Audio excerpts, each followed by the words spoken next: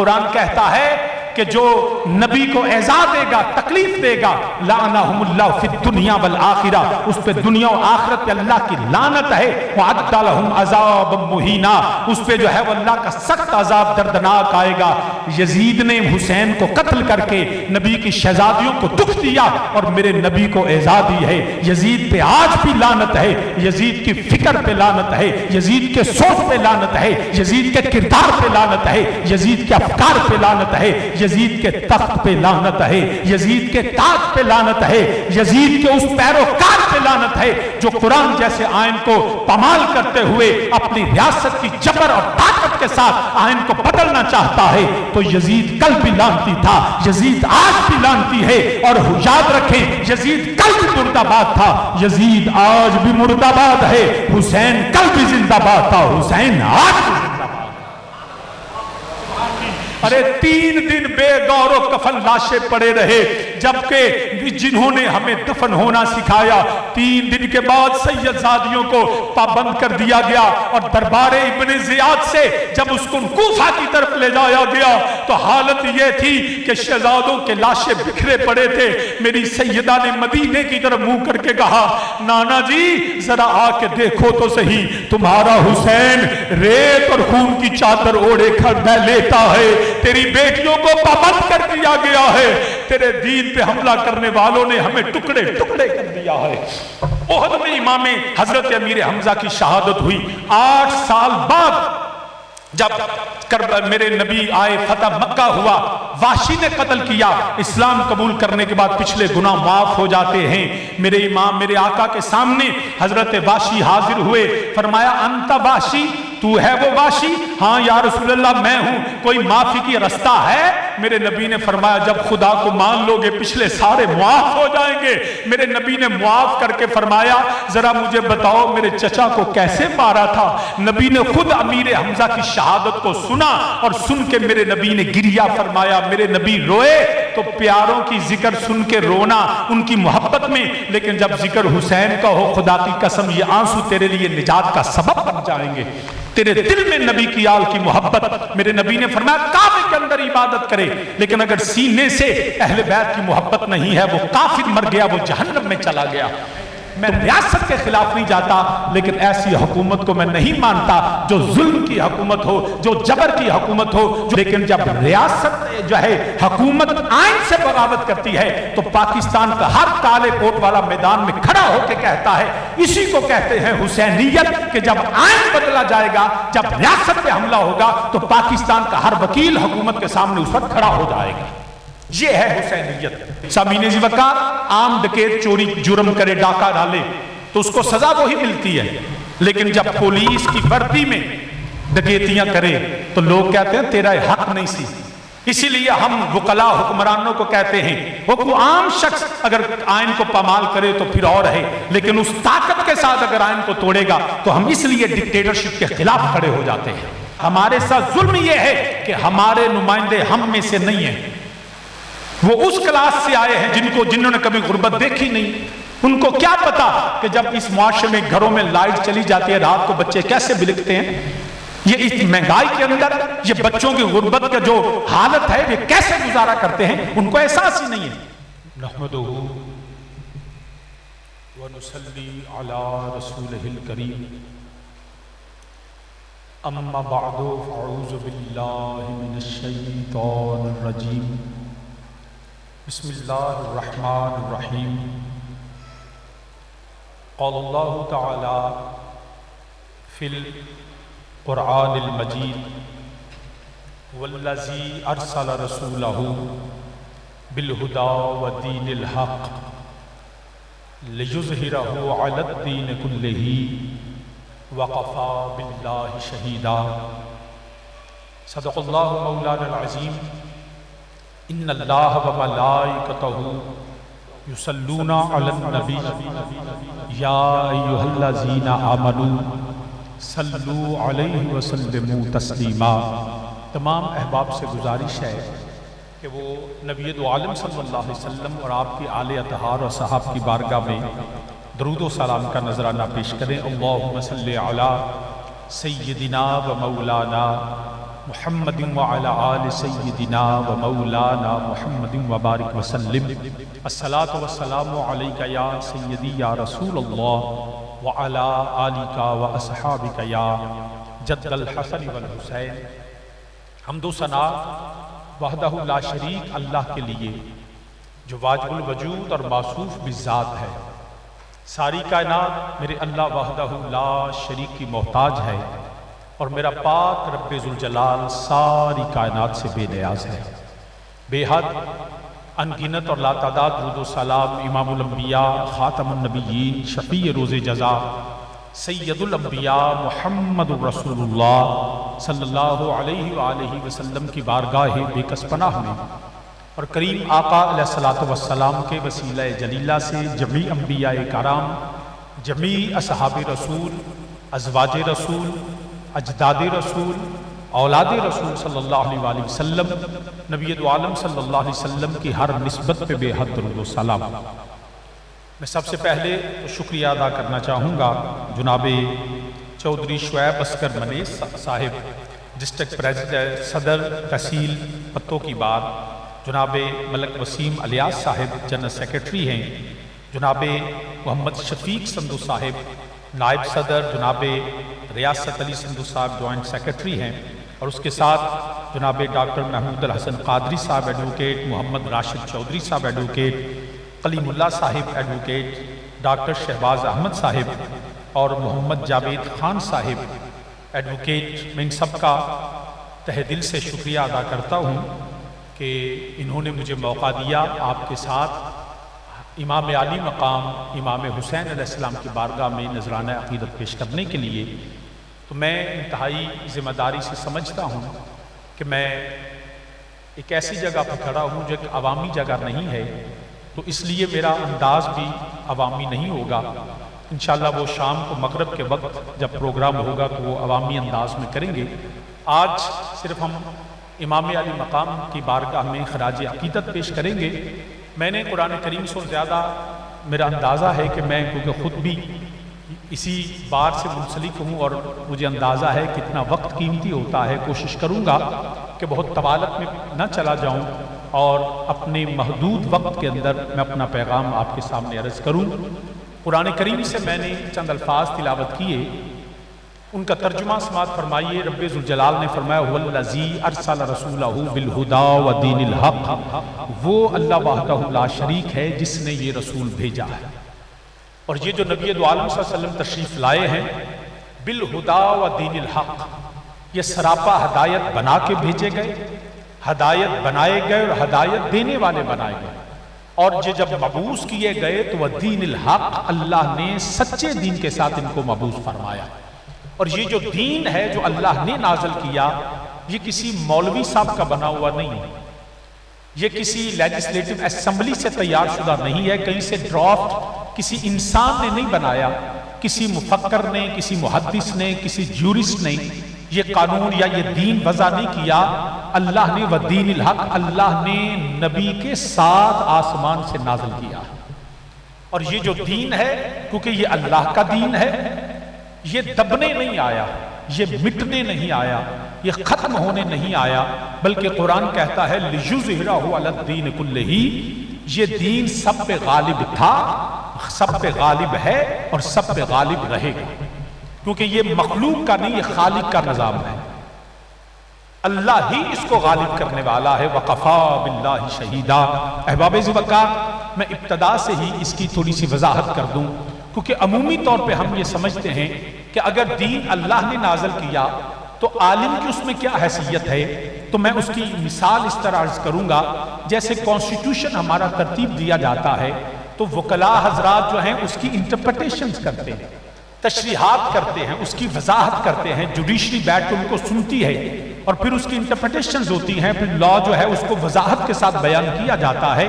لیکن کانسٹیٹیوشن وکیل نہیں بناتا، عالم جو ہے، فقیہ جو ہے، محدث جو ہے، جورسٹ جو ہے، اس دین کو تشریحات کرتا ہے۔ دین ان کا نہیں ہے، دین میرے اللہ کا ہے، اور جو تشریحات ہوتی ہیں اس کو دین نہیں کہا جاتا۔ جیسے ہمارے ہاں جو لا کی وضاحت ہوتی ہے اس کو ہم کانسٹیٹیوشن نہیں کہتے، وہ ہمارے جرنلز میں چھپتا ہے، اسی لیے جب ہم دین کی بات کریں گے تو دین اللہ کا ہے، اور جو اس کے بعد علماء بیان کرتے ہیں اس کو مذہب کہا جاتا ہے۔ تو اس لیے شافعی مذہب ہے، مالکی مذہب ہے، حنفی مذہب ہے، دین نہیں ہے۔ دین وہ ہے جو اللہ کے قرآن میں ہے، میرے پاک نبی کی زبان سے نکلا ہے۔ تو یہ تھوڑی سی میں ابتدا میں، تاکہ آگے چل کے اس بات کی وضاحت ہوتی رہے کہ دین اللہ کا ہے، مذہب it's the interpretation of Islam, it's the interpretation of the Quran and Hadith، اور اس کی تشریحات جو ہیں اس کے جو ڈاکٹرز آف اسلام ہیں، امام اعظم ابو حنیفہ، امام شافعی، امام احمد، امام مالک، those were the interpretations that doctors was Islam, they were the scholars of Islam۔ تو ان کی تشریحات کے ساتھ دوسرا جو ہے فقیہ اس سے اختلاف رکھ سکتا ہے۔ ایک عالم کی تشریح سے دوسرا عالم اختلاف رکھ سکتا ہے، ایک فقیہ سے دوسرا فقیہ اختلاف رکھ سکتا ہے۔ مذہب میں اختلاف کی گنجائش ہے، لیکن دین میں اختلاف کی گنجائش نہیں ہے۔ یہ بڑی وضاحت کے ساتھ میں کہنا چاہوں گا، کیونکہ دین اللہ کا ہے، اللہ کے ساتھ ہم وضاحت نہیں مانگ سکتے۔ وہاں پہ کیا ہے؟ یؤمنون بالغیب، جو رب نے کہہ دیا اس کتاب ذیشان میں، ذالک الکتاب لا ریب فیہ، اس میں کوئی شک نہیں ہے۔ اور قرآن کریم اب اس کی ایک علیحدہ سے اوتھینٹسٹی کس طرح ہوتی ہے، وہ میرا آج ٹاپک نہیں ہے، تو میں یہ عرض کرنا چاہوں گا، ہم یہاں پہ جب مس انڈرسٹوڈ کرتے ہیں، ہم مولوی صاحب کی تشریحات کو، مذہب کو دین سمجھ لیتے ہیں، اور بعض اوقات ہمارے جو عمومی طور پہ علماء کا رویہ ہوتا ہے وہ بھی کہتا ہے جی تمہیں جرت کیا ہوئی میرے ساتھ اختلاف کرنے کی؟ دوست، مذہب سے اختلاف ہو سکتا ہے۔ امام اعظم سے ان کے شاگردوں نے اختلاف کیا، امام شافعی نے اختلاف کیا، امام احمد بن حنبل نے کیا، تو علماء کی رائے سے اختلاف ہو سکتا ہے۔ مذہب میں اختلاف، ڈیفرنسز آف اوپینین ممکن ہے، لیکن جب قرآن کی آیت آئے گی، میرے نبی کی حدیث آئے گی، پھر اس میں اختلاف کرنے کا ہمیں حق نہیں ہے۔ پہلی بنیادی بات یہ۔ اب دین آیا، اس دین پہ میرے نبی نے بتایا الیوم اکملت لکم دینکم، دین مکمل ہوگا۔ اس کے بعد پھر نبی کے جانشین آ گئے، ابو بکر، عمر، عثمان و علی آ گئے رضی اللہ تعالیٰ عنہم۔ صحابہ نے آ کے اس دین کو نافذ کیا۔ صحابہ کے دور میں بھی تشریحات میں فرق آتا رہا، ایک صحابی نے دوسرے سے اختلاف کیا، دوسرے صحابی نے تیسرے سے اختلاف کیا، کیونکہ صحابی کی سنت تشریحات میں آئے گی، وہ وحی میں نہیں آئے گی، میرے نبی کی زبان وحی ہوگی۔ اسی لیے ایک صحابی نے ایک بات کی، دوسرے صحابی نے اختلاف کیا، ان میں سے جو صحیح رائے تھی وہ ہمارے لیے کانسٹیٹیوٹ ہوتا رہا، اور جس کو علماء نے لکھا، پھر دوسرے صحابہ نے لکھا، وہ اجتہادی خطائیں بنتی رہی، جس کی وجہ سے بہت سے معاملات اختلاف ہوتے رہے۔ میں بات کو مختصر کرتے ہوئے اب میں امام علی مقام پہ آتا ہوں۔ اب یزید جو تھا اس نے حکومت سنبھالی، اور بنیادی بات یہ بھی سمجھ لیجئے، ہمارے ہاں ہوتا کیا ہے، اسلام کا اور دیگر جو مذاہب ان کا فرق بنیادی کیا ہے؟ اسلام از اے کوڈ آف لائف۔ اسلام صرف پوجا پاٹ کا مذہب نہیں، اسلام نظام حیات ہے۔ زندگی کے ہر مرحلے کو اسلام بیان کرتا ہے، تجارت کیسے کرنی ہے، معیشت کیسے چلانی ہے، معاشرت کیسے چلانی ہے، حکومت کیسے چلانی ہے، یہ اسلام طے کرے گا۔ اسی لیے ہمارے کانسٹیٹیوشن کے پریمبل میں ہی یہ بات بڑی وضاحت سے لکھ دی گئی کہ پاکستان کا سپریم لا قرآن و سنت ہوگا۔ پاکستان کے آئین میں، اور میں پوری یہ یقین کے ساتھ کہہ سکتا ہوں، آج پاکستان اسلامی مملکت ہے۔ یہ الگ بات ہے کہ اس کی امپلیمنٹیشن پراپر نہیں ہو رہی، یہ ایک الگ سے ٹاپک ہے، لیکن اگر کوئی کہے، کوئی عالم کہے، کوئی مذہب کا نمائندہ کہے کہ پاکستان ایک لادین ریاست ہے، according to the constitution of Pakistan, Pakistan میں ذمہ داری سے کہہ سکتا ہوں ایک مکمل اسلامی ریاست ہے۔ ہزار کوتاہیاں ہوگی، لیکن ہمارا آئین ایک اسلامی آئین ہے، اس میں لکھا ہے کہ کوئی بھی قانون پاکستان میں ایسا نہیں بن سکتا جو اللہ کے قرآن سے متصادم ہو، میرے مصطفیٰ کے فرمان سے متصادم ہو۔ تو اس لیے میں پاکستان کو ایک اسلامی ریاست سمجھتا ہوں۔ اس کے نفاذ کے حوالے سے میں آپ ہزار اس پہ گفتگو کر سکتے ہیں کہ یہ ہوا، یہ نہیں ہوا، وہ ایک الگ سے ٹاپک ہے۔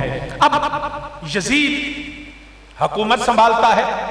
اسلام میں، جودائزم میں یہ نہیں ہے، کرسچینٹی میں یہ نہیں ہے، کیونکہ وہ ریاست کو سیکولر اس لیے رکھتے ہیں کہ ان کے نزدیک ان کے پاس ان کے مذہب میں ریاست چلانے کا کوئی قانون نہیں ہے سوائے یہودیوں کے. ان کے پاس 10 کمانڈمنٹس ہیں جو تورا کی صورت میں ہیں, اسی لیے وہ پوری دنیا میں اپنے نظام کو نافذ کرنا چاہتے ہیں, اور اس نظام کے نفاذ کے لیے وہ اپنے مسیح الدجال کا انتظار کرتے ہیں. وہ آئے گا اور اس کے لیے پوری دنیا میں وہ اپنا قانون رائج کرے گا. اب اس کے مقابلے میں صرف دنیا میں ایک یہودی قوم ہے جو دنیا میں کنٹرول کر کے اپنے نظام کو نافذ کرنا چاہتی ہے, اور میرا رب کہتا ہے لیظہرہ علی الدین کلہ, کوئی ایسا نہیں کر سکتا, کل بھی سب کو ذلت اٹھانی پڑے گی, میرا اللہ اپنے دین کو جو ہے وہ غالب کر کے رہے گا. مسلمان مغلوب ہیں, پوری دنیا میں ہم مغلوب ہیں, لیکن ہمارا دین مغلوب نہیں. آج بھی جب ہم دلائل کی روشنی میں دیکھتے ہیں تو اسلام غالب رہتا ہے, الحمدللہ رب العالمین. اچھا, اب یزید حکومت سنبھالتا ہے, اور یزید یہ کہتا ہے کہ میں کیونکہ بادشاہ ہوں, اب جو میں کہوں گا وہ قانون ہوگا. وہ ریاست کی طاقت کے ناجائز استعمال کا قائل تھا. لیکن سامعین ذی وقار, اسلام سب سے پہلے کسی بادشاہ کو, اور ہمارے یہ کانسٹیٹیوشن میں بھی ہے کہ سوورینٹی گوز ٹو اللہ, اسلامی مملکت کے اندر خلیفہ وقت ہو, امیر المومنین ہو, اور اسلام کے اندر یہ بھی خوبصورتی ہے, اس موسٹ ماڈرن لا, اس میں صرف حدود لاز جو ہیں وہ there are disagreement among the scholars of the Islam, there are 5 or the 7, it's a different debate, but آج بھی اسلام میں حدود لاز کے علاوہ اتنی وسعت ہے کہ according to the severeness of the crime آپ آج بھی اس کی جو ہے وہ تشریحات کر سکتے ہیں.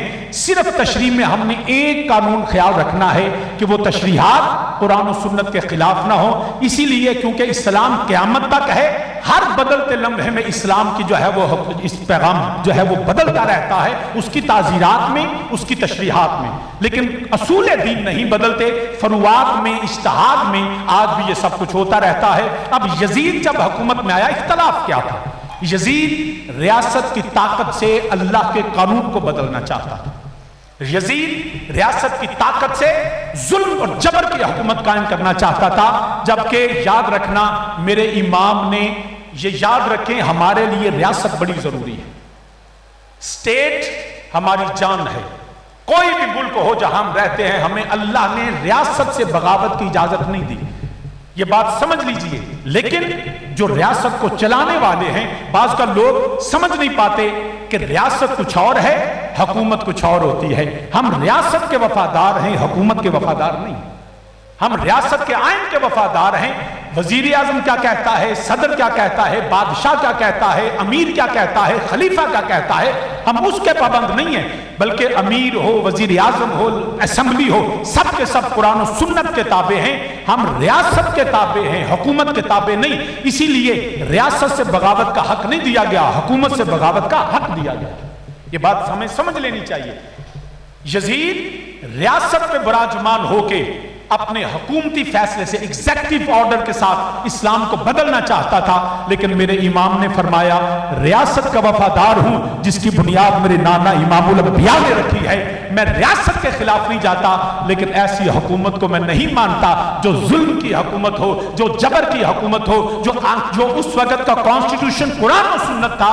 یزید نے اس آئین کو بدلنے کی کوشش کی, اصول دین کا انکار کیا, اصول دین کو تبدیل کرنے کی کوشش کی. تو میرے امام نے خروج کر کے فرمایا, ہو نہیں سکتا. جیسے آج بھی آپ لائرز اس بات کو زیادہ بہتر سمجھتے ہیں کہ آج بھی جب آئین پہ حملہ ہوتا ہے, حکومت قانون بناتی رہتی ہے, ترامیم آتی رہتی ہیں. ہمارا جو ہے وہ پہلی ترمیم آئی, دوسری آئی, امینڈمنٹس کتنی آتی رہی, ہمیں کوئی فرق نہیں پڑتا, ہم لیٹیگیشن میں چلتے رہتے ہیں, پٹیشن ہوتی رہتی ہیں.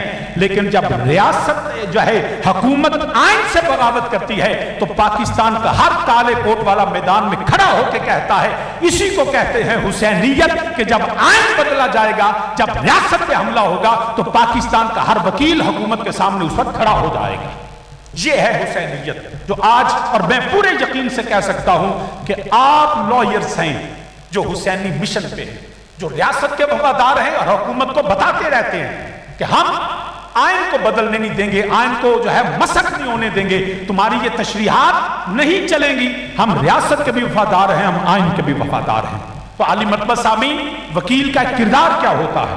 وکیل کا کردار یہی ہے، وہ طاقت کے سامنے جھکتا نہیں ہے۔ ہم نے دیکھا کہ جب پرویز مشرف کا دور تھا ڈکٹیٹر کا، I was in London Trafalgar square پہ، اس وقت یہ وزیر اعظم شہباز شریف بھی تھا، اس وقت ہم گئے، ہم نے پروٹیسٹ کیا justice for the chief justice, اور اس وقت بھی ہم نے دیکھا کہ پاکستان کا ہر ایک وکیل جو ہے وہ میدان میں تھا، نہ ڈکٹیٹر کو قبول کیا، نہ کسی وزیر اعظم کے حکم کو مانا۔ کیوں؟ کہ پاکستان کا وکیل حسینی مشن پہ ہے، وہ کبھی بھی ریاست کے خلاف حکومت کو بھی بغاوت نہیں کرنے دیتا۔ یہی امام عالی مقام کا this was the philosophy behind the this great and tragic incident Karbala, کہ امام نے ایک ایسے وکیل کا کردار ادا کیا کہ ساری امت کی نمائندگی امام نے کھڑے ہو کے کر دی کہ میں کبھی بھی ریاست کی طاقت سے تمہیں آئین بدلنے نہیں دوں گا، اور امام کھڑے ہو گئے میدان جہاد کے اندر۔ اب ایک ہسٹری کی تاریخ ہے، میں اس میں بھی نہیں جانا چاہتا۔ سامعین زیوتا، آج بھی طاقت نہیں چلے گی، آج بھی ڈنڈا نہیں چلے گا، آج بھی ریاست کی طاقت سے ظلم نہیں ہونے دیں گے۔ یہ کون کرتا ہے؟ یہ وکیل سامنے کھڑا ہوتا ہے۔ رب کی عزت کی قسم میں پوری یقین سے کہتا ہوں، you are very important people, آپ آواز ہیں۔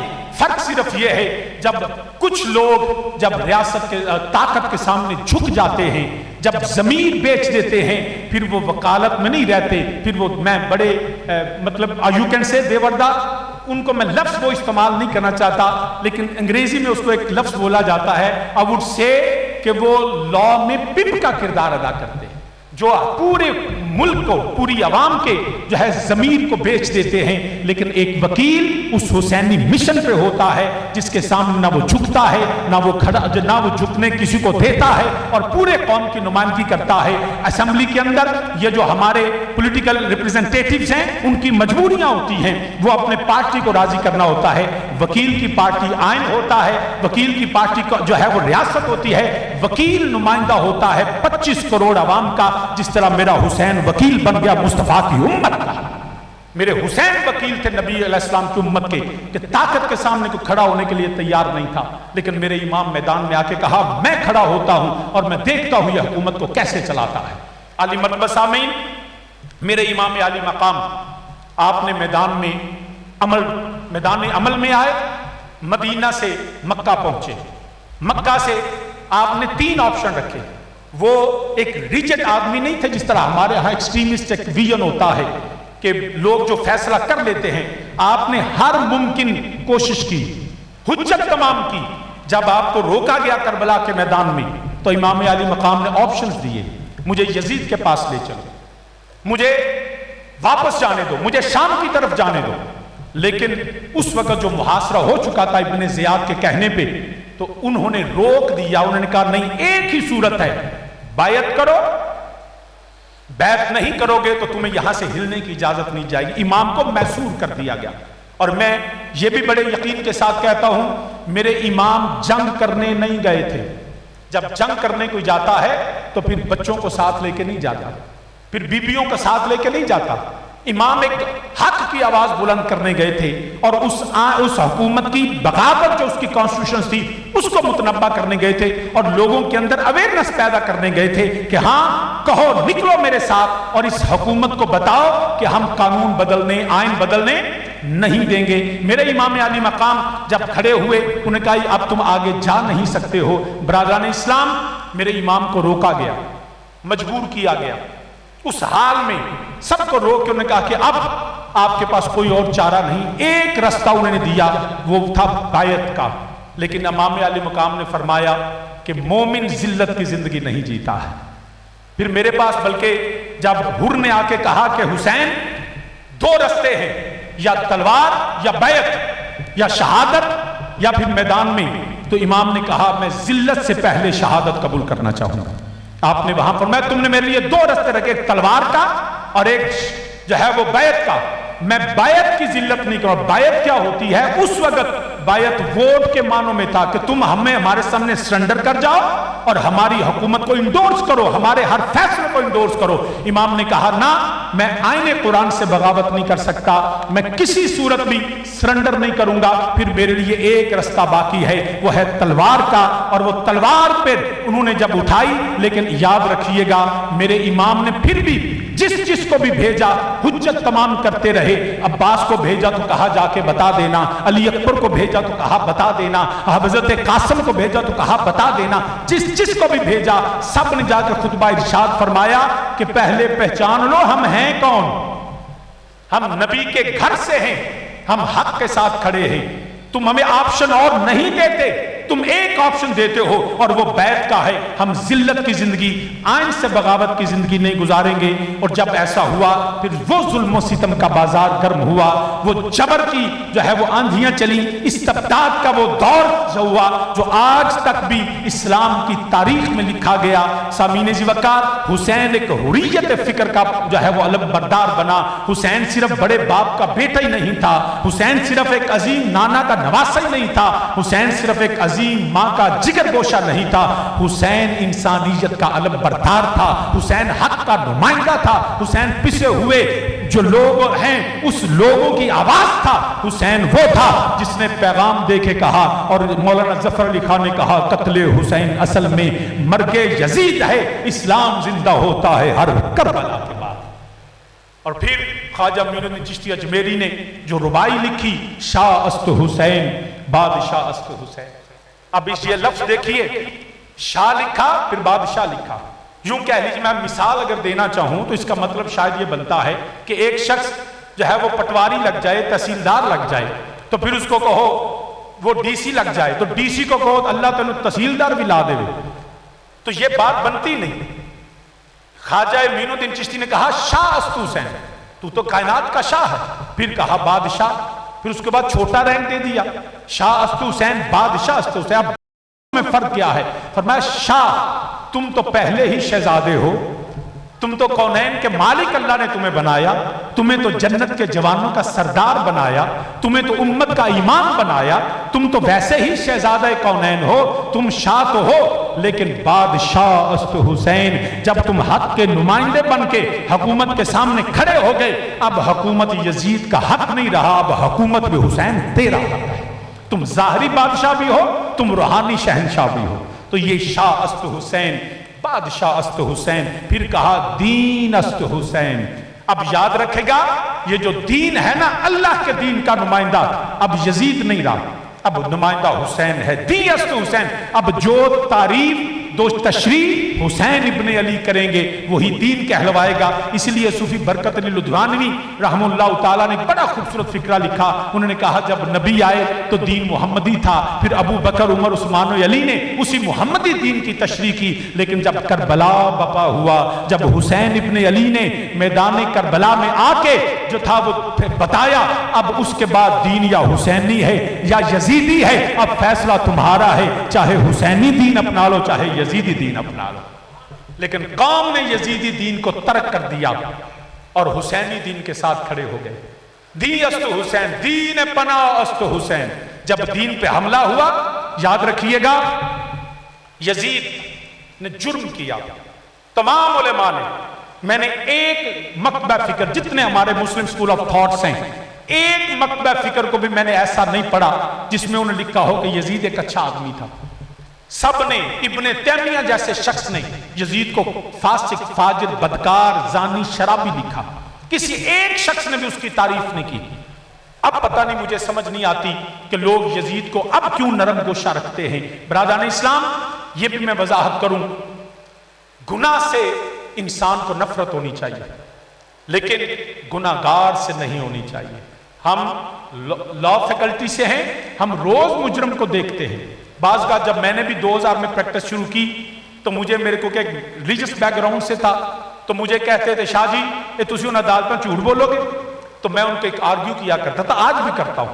मैं कहता हूं वकील झूठ नहीं बोलता, वकील कभी अदालतों में, ये गलत तासुर है कि वकील झूठ बोलते हैं। मैं नहीं समझता वकील झूठ बोलते हैं, इसलिए कि हम क्या करते हैं, हमारे पास बनी बनाई फाइल आती है, इन्वेस्टिगेशन ऑफिसर उसको लिखता है, रिपोर्टें कहीं से आती हैं, जिम्नियां कहां लिखी जाती हैं, हमारे पास कोई शख्स आए। अब इस्लाम भी यही कहता है, दो सूरतें हैं किसी को सजा देने की, या उसकी कन्फेशनल स्टेटमेंट हो, वो अपने जुर्म का एतराफ करे और कहे जी मैंने ये जुर्म किया, तो जब वो खुद मान ले तो फिर वकील क्या करेगा, खामोश हो जाएगा, कहे जी आप पे मन खलोता और मैं की करा। लेकिन जब वो खुद एतराफ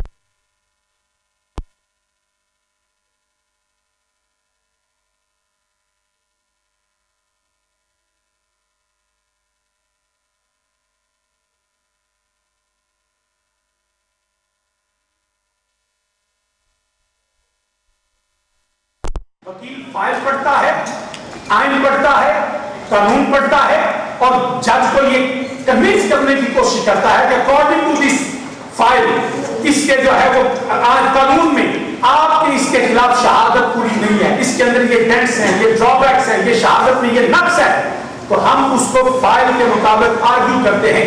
फैसला हम नहीं करते, फैसला जज करता है। हम सिर्फ उस फाइल को उसके सामने रख देते और कानून रख देते हैं। इसमें वकील का कोई झूठ नहीं होता। अब अगर फैसला करना है तो जज ने करना है, और नबी अलैहिस्सलाम ने फरमाया सबसे जो मुश्किल काम है ना वो फैसला करना है। फरमाया जो हुक्मरान है, फैसला करने वाले, उसके पास दो ही ऑप्शन है, या वो जन्नती है वो जहन्नमी है।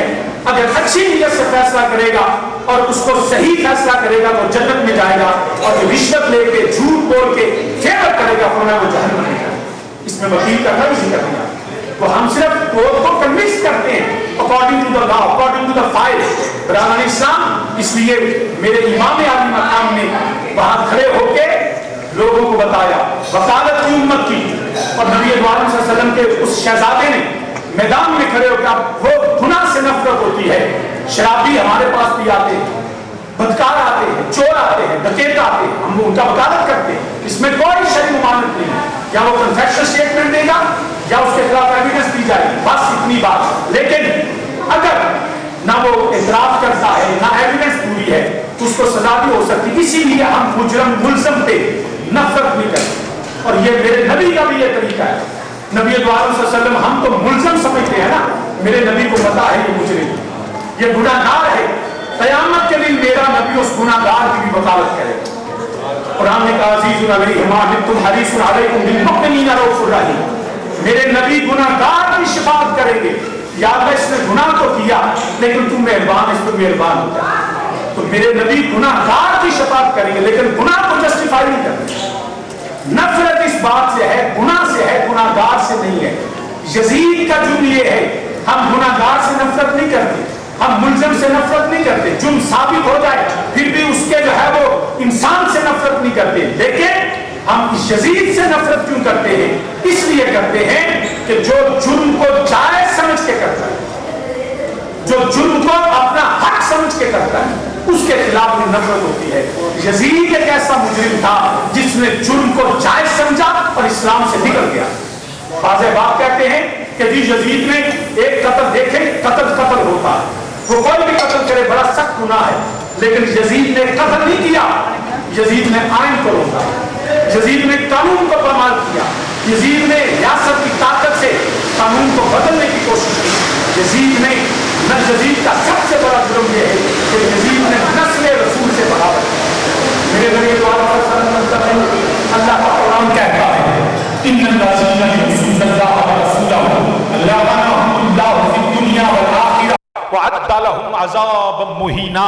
कुरान कहता है कि जो नबी को एज़ा देगा, तकलीफ देगा, लानहुमुल्लाह फिद दुनिया वल आखिरा, उस पे दुनिया और आखिरत पे अल्लाह की लानत है। व अद्दा लहुम अज़ाबन मुहीना, उस पे जो है वो अल्लाह का सख्त अज़ाब दर्दनाक आएगा।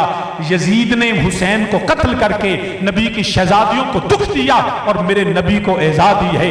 यजीद पे आज भी लानत है, यजीद की फिक्र पे लानत है, यजीद के सोच पे लानत है, यजीद के किरदार पे लानत है, यजीद के अफकार पे लानत है, यजीद के तख्त पे लानत है, यजीद के ताज पे लानत है, यजीद के उस पैरोकार पे लानत है जो कुरान जैसे आयन को पमाल करते हुए अपनी रियासत की जबर और ताकत के साथ आयन को बदलना चाहता है। तो यजीद कल भी लानती था, यजीद आज भी लानती है, और याद रखें यजीद कल भी मुर्दाबाद था, यजीद आज भी मुर्दाबाद है, हुसैन कल भी जिंदाबाद था, हुसैन आज भी یہ ہے جرم کہ جب کوئی ایسا جرم کر لے، سامعین عزیز وقار، عام ڈکیت چوری جرم کرے، ڈاکہ ڈالے تو اس کو سزا وہی ملتی ہے، لیکن جب پولیس کی وردی میں ڈکیتیاں کرے تو لوگ کہتے ہیں تیرا حق نہیں سی۔ اسی لیے ہم وکلاء حکمرانوں کو کہتے ہیں وہ کوئی عام شخص اگر آئین کو پامال کرے تو پھر اور ہے، لیکن اس طاقت کے ساتھ اگر آئین کو توڑے گا تو ہم اس لیے ڈکٹیٹرشپ کے خلاف کھڑے ہو جاتے ہیں۔ برادران اسلام، میرے امام، میں بات کو کنکلوڈ کرتا ہوں، میرے امام علی مقام حریت فکر، آئین کی پاسداری، سپرمیسی آف لا اور sovereignty of Allah the almighty, اس کے لیے میدان میں آئے۔ ہم آج بھی 14 صدیوں کے بعد امام کو سلام کرتے ہیں۔ مجھے I forget the name of the person but still I remember the line I would like to say here. The bee is honored not because she labors but because she labors for others. شہد کی مکھی اور ایک دوسری مکھی ہوتی ہے، دونوں ایک جیسی محنت کرتی ہیں، دونوں صبح نکلتی ہیں، دونوں کھاتی ہیں پیتی ہیں، لیکن ایک عام جو فلائی ہے، جو مکھی ہے، اس کو مارنے کے لیے ہم جراثیم کچھ دوائیاں استعمال کرتے ہیں، اس کو قریب آنے نہیں دیتے، لیکن دوسری بھی مکھی ہے، وہ بھی اڑتی ہے، محنت کرتی ہے، اس کے لیے ہم فارمنگ کرتے ہیں، وہ شہد بناتی ہے۔ دونوں کی محنت میں تو فرق نہیں ہے، لیکن فرق یہ ہے the bee is honored not the fly۔ شہد کی مکھی قابل عزت ہے، کیوں؟ محنت کی وجہ سے؟ no, not at all۔ یہ نہیں کہ وہ محنتی بڑی ہے۔ the bee is honored not because she labors، اس لیے نہیں کہ وہ محنت کرتی ہے، because she labors for others۔ اس کی جو محنت ہے اس کے اپنے کام کے لیے نہیں ہے، وہ دوسروں کے کام آتی ہے۔ یہ مکھی جب کھا کے اگلتی ہے تو جراثیم اور بیماریاں پھیلاتی ہے، جب شہد کی مکھی کھا کے اگلتی ہے تو وہ لوگوں کے لیے شفا بن جاتی ہے۔ ہم کسی کی محنت نہیں دیکھتے، ہم نتیجہ دیکھتے ہیں۔ ارے یزید اور آج کے یزید جیسوں کی محنتیں نہیں دیکھتے، کون کتنا پڑھتا ہے، کون کتنا بولتا ہے، کون کتنا کہتا ہے، کون کتنا جو ہے وہ محنتی ہے۔ ہم یہ دیکھتے ہیں اس کی محنت کا نتیجہ شہد جیسی شفا ہے یا قوم کے لیے بربادی ہے۔ اگر وہ قوم کے لیے بربادی ہے، اس کی محنت کا کوئی صلہ نہیں ہے۔ اگر قوم کو نفع بخشتا ہے پھر اس کو سلام ہے۔ یزید وہ تھا جس نے طاقت کے ساتھ قوم کو ضرر دیا، حسین وہ ہے جو قوم کا مسیحا بن کے میدان میں کھڑا ہو گیا۔ اس لیے ہم حسین کو سلام کرتے ہیں، اس لیے ہم حسین کی عظمت کی بات کرتے ہیں، اور حسین تو حسین ہے۔ یقین کیجئے یہ the philosophy of the Karbala, اس کے جو مقاصد ہیں، اب میں اس پہ زیادہ بات نہیں کرتا، لیکن میں کیفیات کی بات کروں گا انشاءاللہ رات کو عوامی جلسے میں، وہ عوامی رنگ میں بات کروں گا۔ اب صرف یہ سمجھ لیجئے کربلا کو سمجھنے کا بھی، اس کیفیت کا بھی اپنا ہے۔ میں ایک دفعہ اپنے یونیورسٹی میں پڑھتا تھا، ماڈل ٹاؤن میں نے ایک فلیٹ لیا ہوا تھا، اور صبح early in the morning میں نے I left my flat and going to university۔ تو میں نے دیکھا ایک صبح کے وقت جو مانگنے والے بھکاری آتے ہیں، وہ ایک مانگنے والا دروازے پہ کھڑا ہے اور کہتا ہے اللہ دے نام تے روٹی دیو۔ اب میں نے دیکھا کہ وہ بڑا 4 کنال کا گھر ماڈل ٹاؤن میں، اس میں سے بچے اسکول جانے کے لیے تیار ہیں۔ اب وہ بچے کے کان میں یہ آواز آئی کہ اللہ دے نام تے روٹی دیو۔ اب وہ بچہ مسکرایا، ہنسا، چھوٹا سا بچہ تھا، he was a baby, he laughed at the beggar، اور اس نے اپنی ماں سے بولا ماما یہ پاگل تو نہیں، یہ سٹوپڈ تو نہیں؟ اس کی ماں نے کہا کیسے؟ اس نے کہا دیکھیں نا یہ روٹی مانگتا ہے۔ اب میں اس بات پہ مسکرایا کہ بچے نے کہا کہ یہ پاگل ہے جو روٹی مانگتا ہے، لیکن جب بعد میں مجھے احساس ہوا کہ اس بچے کو یہ اندازہ ہی نہیں لوگوں کے پاس روٹی بھی نہیں ہوتی ہے۔ اس نے کہا ماما یہ چاکلیٹ کیوں نہیں مانگتا، یہ سویٹس کیوں نہیں مانگتا، یہ ٹافیز کیوں نہیں مانگتا؟ کیونکہ اس بچے نے کبھی بھوک نہیں دیکھی تھی، اس بچے نے کبھی وہ روٹی کے بغیر، اس کے تو ٹیبل پہ 4 ڈشیں پڑی رہتی تھی، پھر بھی وہ ضد کرتا تھا تو باہر سے برگر اور شوارمے منگوائے جاتے تھے۔ اب بچہ تو اس کو آئیڈیا ہی نہیں ہے کہ لوگوں کے پاس روٹی بھی نہیں ہوتی ہے۔ اس لیے اللہ نے جتنے نبی بھیجے وہ قوم کے اندر سے بھیجے، یہ نہیں ہوا اور قوم کے متوسط طبقے سے بھیجے، خاندان اعلیٰ تھے، لیکن ان کو میرے نبی بھی، لوگ کہتے ہیں جی وہ غریبوں کے بچے تھے، بالکل جھوٹ ہے۔ میرے نبی مکے کے سب سے افضل خاندان سے تھے، میرے نبی کے دادا رئیس تھے، سردار تھے مکہ کے، سب سے افضل قریشی اور ہاشمی قبیلہ تھا، وہ متولی تھے کعبہ کے، اور بڑی عزت اور فخر تھا۔ حضرت عبداللہ پہ 100 اونٹ قربان کیا گیا، اور 100 اونٹ کا جیسے آج گاڑی دیکھ کے فیصلہ ہوتا ہے نا امیر کون ہے، اس وقت اونٹ اور بکریوں سے کسی کی امارت کا فیصلہ ہوتا تھا، اور حضرت عبد المطلب نے 100 اونٹ قربان کیے حضرت عبداللہ پہ. تو وہ اب غریبوں کے بچے نہیں تھے، لیکن میرے نبی کو اللہ نے غریبوں میں رکھا. میرے نبی پیدا ہوئے تو سر سے باپ کا سایہ نہیں تھا، 6-7 سال کے ہوئے ماں نہیں تھی، بڑے ہوئے تو چچا جناب ابو طالب چلے گئے. پھر حالت یہ ہوئی کہ مکہ سے اپنے گھر سے نبی کو ہجرت پہ مجبور کیا گیا. میرے نبی نے یتیمی دیکھی، میرے نبی نے بھوک دیکھی. یہ اختیاری اللہ نے ان پہ ڈال دی تھی تاکہ جب نبی بھوکا ہوگا نا تو نبی کو بھوکے کا احساس ہوگا، نبی کو غریبوں کا احساس ہوگا. ہمارے ساتھ ظلم یہ ہے کہ ہمارے نمائندے ہم میں سے نہیں ہیں، وہ اس کلاس سے آئے ہیں جنہوں نے کبھی غربت دیکھی نہیں. ان کو کیا پتا کہ جب اس معاشرے میں گھروں میں لائٹ چلی جاتی ہے رات کو بچے کیسے بلکتے ہیں. یہ اس مہنگائی کے اندر یہ بچوں کی غربت کا جو حالت ہے یہ کیسے گزارا کرتے ہیں، ان کو احساس ہی نہیں ہے. میں حافظ آباد سے یونیورسٹی آتا تھا، یہ اس وقت سنڈے کی چھٹی ہوتی تھی، جمعے کی چھٹی ہوتی تھی، تو ہم گاڑی کا جو ہوتا ہے چھوٹا ہم دے اساں باری جو چھال مار کے سیٹ مار لے نہیں کر رہے، سیٹ نہیں ملتی تھی. یقین کریں 93-4 سے میں لاہور میں FC کالج سے میں نے گریجویشن کی، اس وقت سے لے کے آج 94 کہاں اور 2026 کہاں، 32 سال بعد آج بھی میرے حافظ آباد کے بچے اسی طرح گدھے اور بھیڑوں کی طرح وہ سفر کرتے ہیں. ہمیں پاکستان میں باعزت سفر نہیں کو دے سکا. جی حالت کیوں کہ وہ ہم میں سے نہیں ہیں، ان کے ترجیحات کچھ اور ہیں. برادران اسلام، میرے نبی کو اللہ نے یہ سکھایا. یزید بھی اس نے بھی ایک ایسی جگہ پہ آنکھ کھولی تھی. حضرت امیر معاویہ جو تھے وہ ایک بادشاہ تھے اور وہ اس دور میں پلا تھا، لیکن حسین کو جنت کے شہزادہ ہونے کے باوجود بھی میری پاک زہرا بطول کو پتا تھا کہ صبر کے میدان سے گزرنا پڑے گا، اس کو بھوک برداشت کرنی پڑے گی. 3 دن فاقے رہے. ارے جن کے گھر میں جبریل بغیر اجازت کے نہیں آتا تھا وہ حسین بھوکا رہا کرتا تھا، وہ حسن بھوکا رہا کرتا تھا، وہ سیدہ زینب اپنے بے بھائیوں کا خیال رکھتی تھی کیونکہ پتا تھا ان کا امتحان بڑا ہونے والا ہے. تو اپنے بچوں کو بھی میں آپ سے بھی گزارش کرتا ہوں، اپنے بچوں کو یہ جو ہوتا ہے نا ممی ڈیڈی کلاس، اس میں نہ پالا کریں، رف ٹف لائف سکھائیں. اور یہ وقت آنے والا ہے، ہمیں یہ جنگ ہمارے بچوں کو لڑنی پڑے گی. سب سے خطرناک جنگ بھوک کی جنگ ہے، بھوک سے آزمایا جائے گا. آج بھی ضمیر خریدا جاتا ہے تو دولت اور پیسہ اور اقتدار دے کے خریدا جاتا ہے. برادران اسلام، اپنے میرے نبی پیدا کہوں ہوئے لیکن حضرت حلیمہ کے گھر میں چلے گئے. بچوں کو دیہاتی لائف سکھائیں، ان کو گاڑیاں ضرور دیں، نعمتیں اللہ نے دی ہیں ضرور دیں، لیکن ان کو ایسے نہ بنائیں کہ ان کے بغیر رہ نہ سکیں. ان کو ایسی سخت زندگی سکھائیں تاکہ جب ان کے لیے میدان کربلا سجے تو وہ اپنے ضمیر کو نہ بیچیں بلکہ حسین کی عزت کا رستہ اختیار کر لیں. میرے امام علی مقام، آپ نے میدان کربلا میں ثابت کیا جنت کا شہزادہ کس طرح ریت کے ٹیلوں میں رہا. یزید سمجھتا تھا روک دیا جائے گا، دباؤ بڑھانے لگے، پانی بند کر دیا گیا. 7 محرم کو اور 10 محرم تک 3 دن پانی نہیں، پیاسے شہادتیں ہوئی. 10 محرم کا سورج طلوع، امام نے پھر حجت تمام کی، فرمایا مجھے پہچان لو، میں علی کا بیٹا ہوں، میں زہرا بطول کی گود میں پلنے والا، میں نبی کے کندھوں پہ کھیلنے والا. حسین، you have only one option, you have to withdraw, you have to surrender. آپ نے فرمایا ہو نہیں سکتا.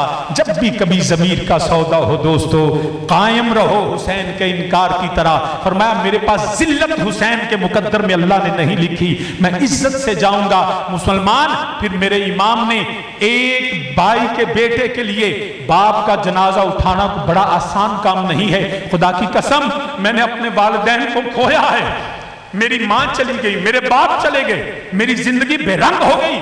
ہماری زندگیاں ہمارے والدین کے ساتھ ہیں، زندگی ذمہ داری رہ جاتی ہے، رنگینیاں ختم ہو جاتی ہیں.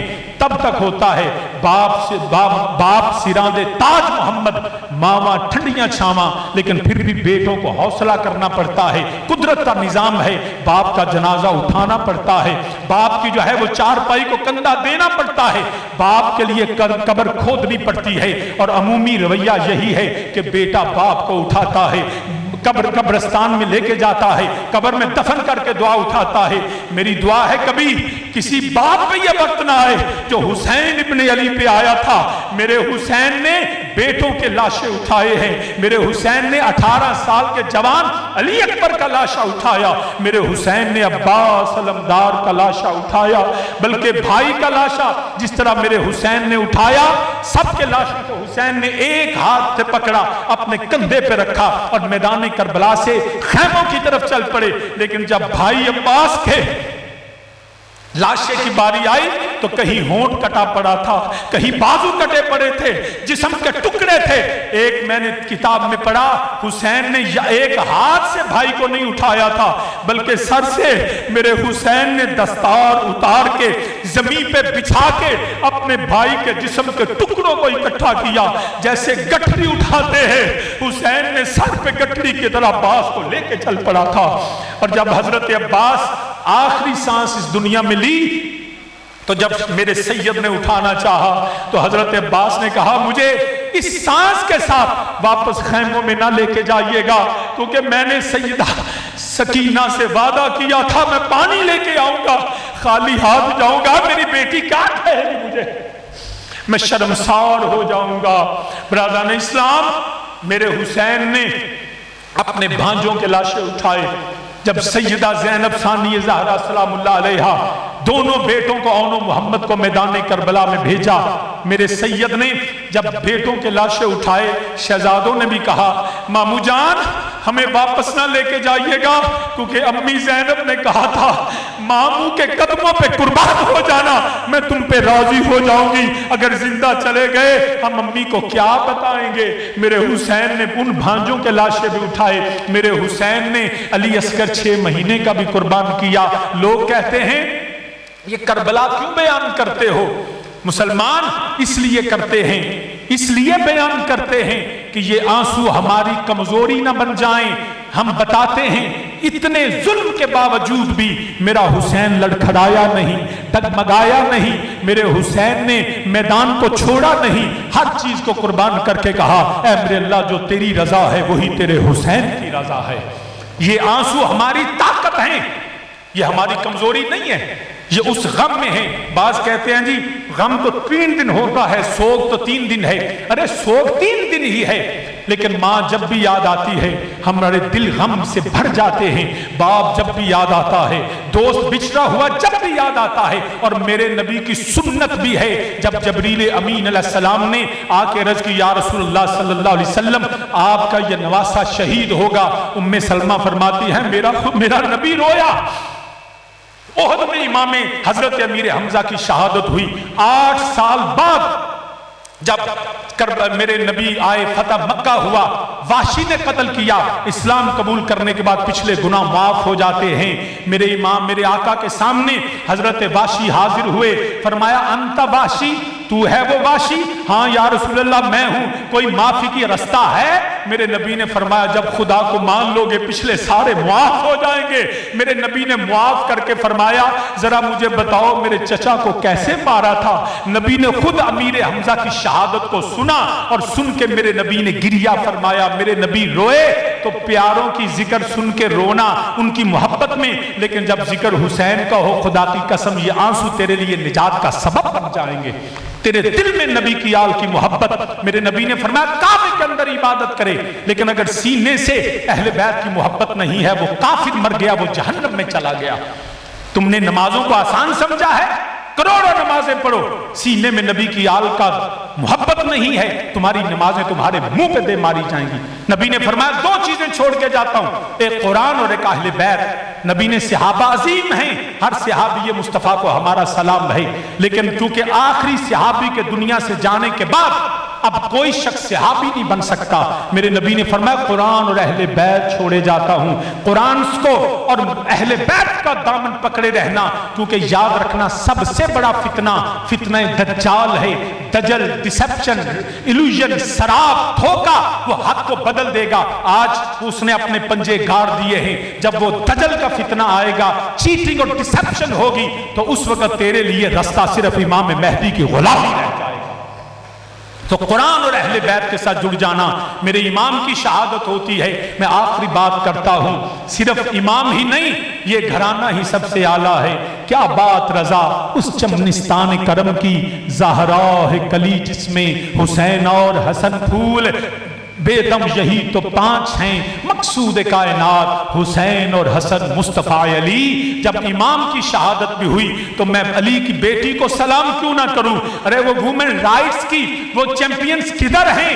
کربلا کے میدان میں شہزادی حیدر نے پکڑ کے میدان میں آ کے کہا جب مرد نہ رہیں تو بیٹیاں جو ہیں وہ قیادتیں کر لیتی ہیں، اور علی کی بیٹی نے اس قافلہ کی سالاری کی۔ تم کیا سمجھتے اس گھرانے کو جس گھر کا ہر ایک بچہ جسے دیکھو وہی شیر خدا معلوم ہوتا ہے؟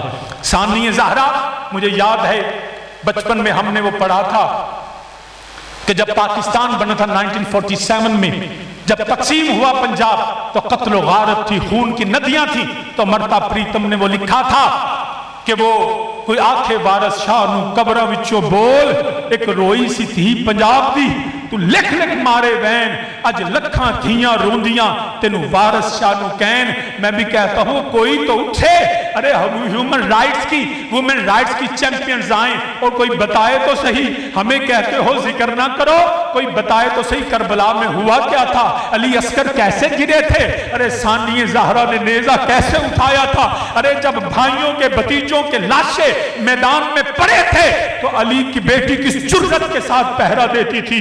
ارے 3 دن بے گور و کفن لاشیں پڑے رہے، جبکہ جنہوں نے ہمیں دفن ہونا سکھایا 3 دن کے بعد سید زادیوں کو پابند کر دیا گیا، اور دربار ابن زیاد سے جب اس کو کوفہ کی طرف لے جایا گیا تو حالت یہ تھی کہ شہزادوں کے لاشیں بکھرے پڑے تھے۔ میری سیدہ نے مدینے کی طرف منہ کر کے کہا نانا جی ذرا آ کے دیکھو تو صحیح، تمہارا حسین ریت اور خون کی چادر اوڑے کھڑا لیتا ہے، تیری بیٹیوں کو پابند کر دیا گیا ہے، تیرے دین پہ حملہ کرنے والوں نے ہمیں ٹکڑے ٹکڑے کر دیا ہے۔ میری سیدہ نے وہ نطبہ پڑھا تھا۔ سامعین ذی وقار، آج اپنے بچوں کو کربلا سکھا دو، یہ درسگاہ ہے، یہ زندگی کی فلسفی ہے، یہ زندگی میں جینے کا ڈھنگ ہے۔ موت بھی دیکھنی ہے تو ایسی آئے۔ مومن ذلت کی موت نہیں جیتا، مومن عزت کی موت جیتا ہے۔ مومن جو ہے وہ قانون کی زندگی جیتا ہے، آئین کی زندگی جیتا ہے۔ حسین ابن علی کو سلام ہے، شہدائے کربلا کو سلام ہے، جنہوں نے ہمیں ریاست، آئین، قانون، حریت فکر، ظلم کا مقابلہ، جبر کے سامنے کھڑے ہو جانا اور صبر کے امتحان کو پاس کرنا سکھایا۔ میرا سلام میرے نبی اور نبی کی آل پہ ہے۔